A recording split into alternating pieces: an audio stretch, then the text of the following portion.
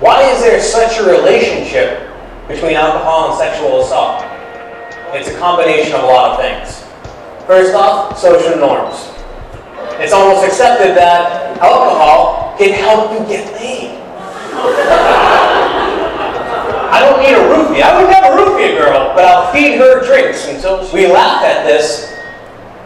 But how many here have heard jokes like this around campus? Show of hands.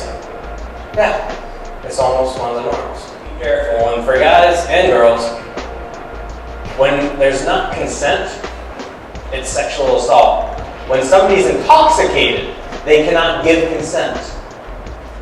And then you go out and you meet someone. Maybe you flirt with someone. And all of a sudden you're giving somebody attention. So when you get into a situation, what are the expectations? You might be thinking, I'm going to get late. She might be thinking, wow, this dress really works. He's really nice. Maybe we're going to have another date. Sometimes you might find yourself in a bad situation. Alcohol is a psychoactive drug. What that means is that your ability to see cues, like risky cues, goes away, or at least decreases. That way. Adam, before I do this, do I have your permission? Sure. Okay. First off, before you make any decisions, always get all the details. What I want you to do, in a second, you're actually going to flip the coin. Okay? Not yet. In a second, you're going to flip the coin. Inside this envelope, there's one piece of paper. On that piece of paper, it says you will flip heads, or it says you will flip tails. If I'm right, you get nothing. If I'm wrong, I get to punch you square in the face as hard as I can, and you can't do anything about it. You already agreed to it. So, whenever you're ready, you get to flip the coin. Alright, so tails. You can grab a piece of paper, take it out, nothing else in there. Can you see nice and loud what it says? You will flip tail! You get nothing! Thank you very much. You guys have a seat. Actually, before you sit down, let me ask you a question. You knew that you were going to get punched in the face, or you were going to get nothing, based on flipping the coin, correct? Why did you flip the coin?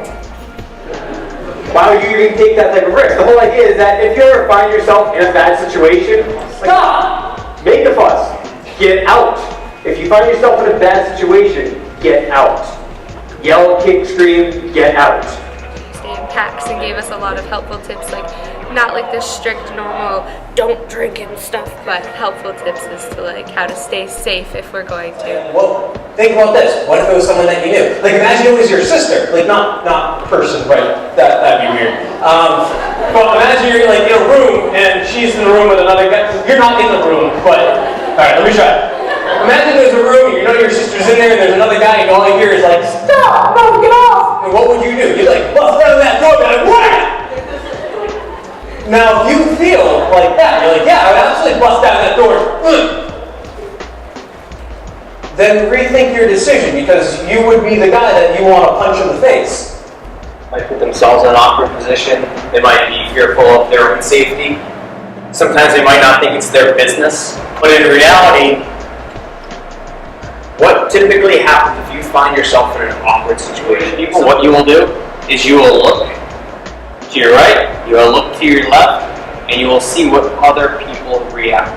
You'll see how they react. To see if, is this as appalling to everybody else as it is to me, and they're not reacting? It can cause a chain reaction, and then nobody acts. Same thing in reverse though.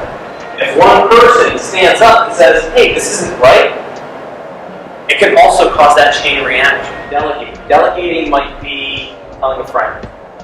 Maybe you see a guy with a girl, so you go over and you tell one of her friends, like, hey, your friend's leaving right now, so she can go and help.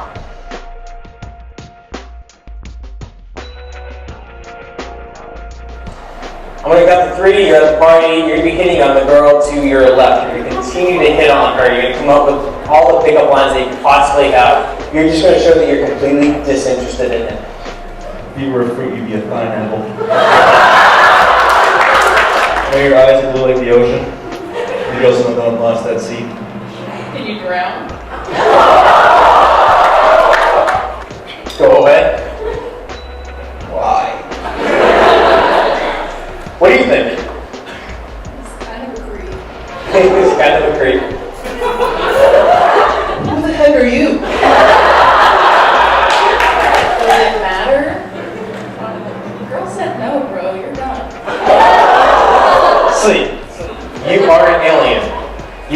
talking alien language. Can you ask him how he's doing today? No.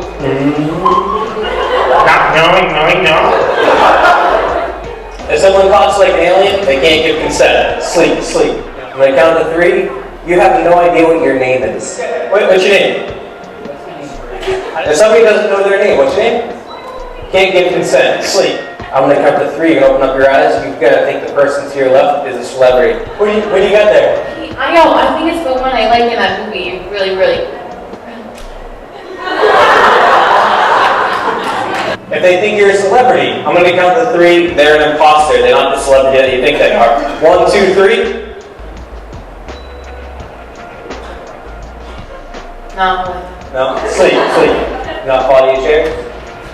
They think they're a celebrity, can't give consent. And sleep. If they're passed out, also can't give consent. Robert from Dynamic Influence just did a sexual assault presentation for us. We used to try to do this presentation in-house on our own, and we could never keep the students' attention. We lost them about 15 minutes in, and with the hypnosis and the magic tricks and the different things that he brings to the table, he really kept their attention regarding sexual assault and alcohol and just the choices that they make in life. With the importance of Title IX right now, I would recommend him to come to any campus.